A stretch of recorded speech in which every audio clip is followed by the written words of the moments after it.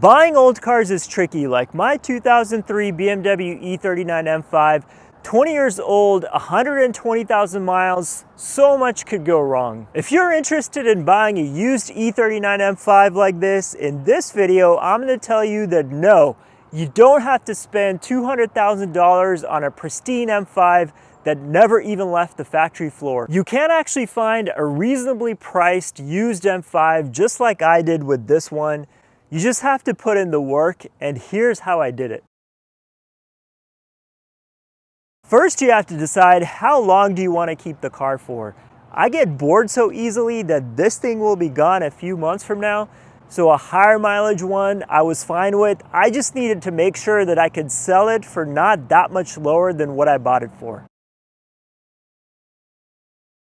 Because I don't keep my cars for that long, for me, it's really important to have a good resale value.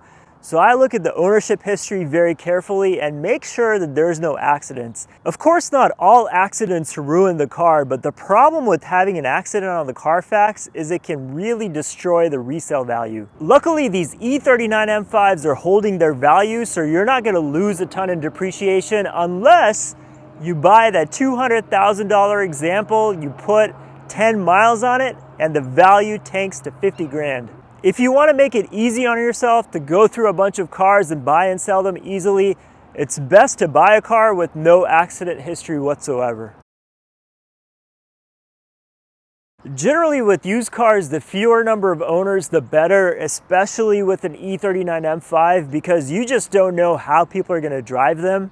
The more time a car changes hands, the greater the chance that someone's really gonna rag it out and tear it to pieces, especially on an M5. I would have liked this car to have had fewer owners. This one has 4, which is not a deal killer, but that's when the service record history and ownership history becomes super critical.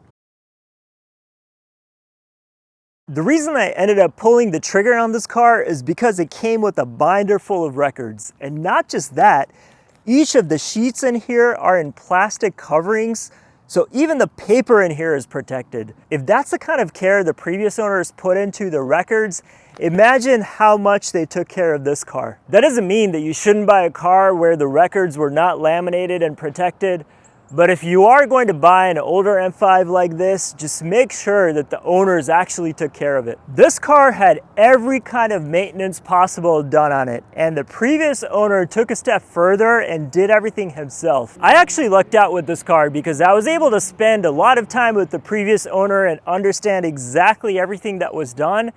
And I bought this car local. You actually can buy these cars sight unseen, as many people do, but it just introduces additional risk.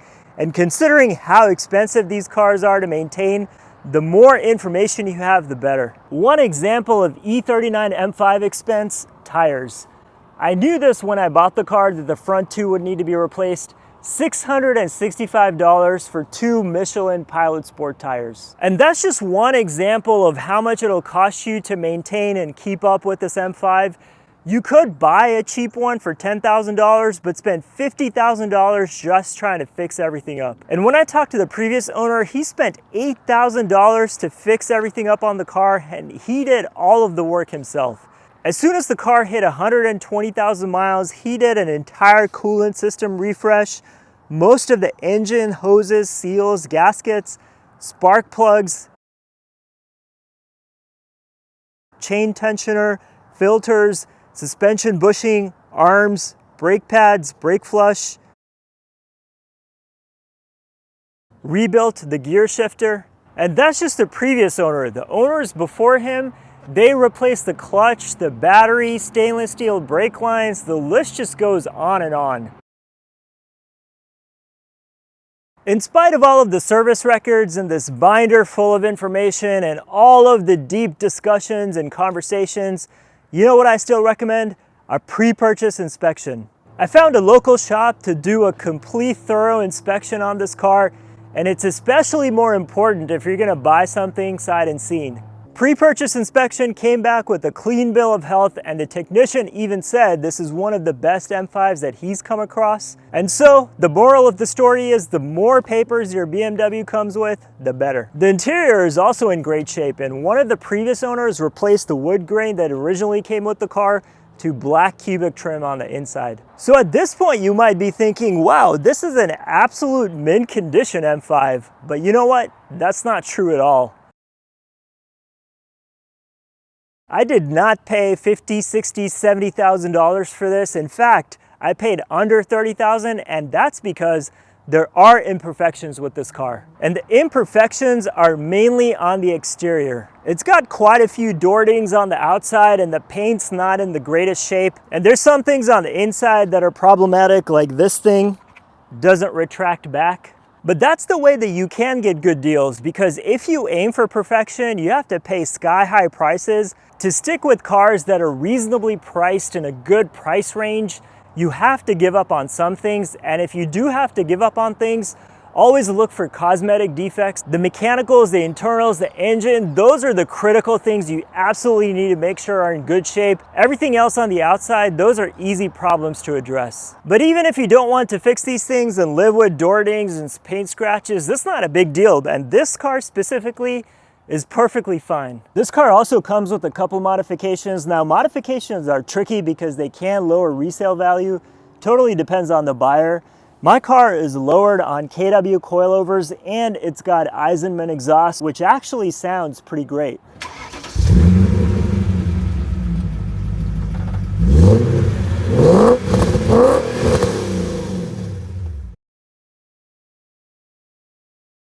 So one key consideration when buying cars like the E39 M5 is something could always break. No matter how careful and meticulous you are, how many I's you dot, how many T's you cross like I did with this one, something could always go wrong. Besides the tires that I just replaced, I'm fully expecting to pay some money to repair something that goes wrong down the road. If you love working on cars and you're planning on maintaining the car yourself, then obviously it's not an issue. But if you're anything like me and you hate working on cars, then you have to have some budget set aside for fixing stuff. But let's say you spend a few $1,000s over a year that you own it, that's still only a few $100s to drive this car because it's just not going to depreciate.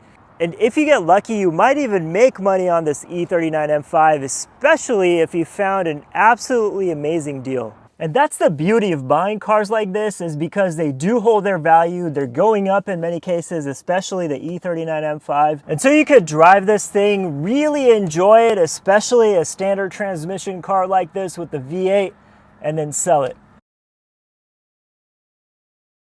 Hopefully sharing my buying experience of this E39 M5 was helpful to you. Let's hope the engine on this thing doesn't blow up tomorrow and I have to eat my words and just delete this video. Tell you what though, every second that I get to drive this manual V8 M5, it's an unbelievable experience.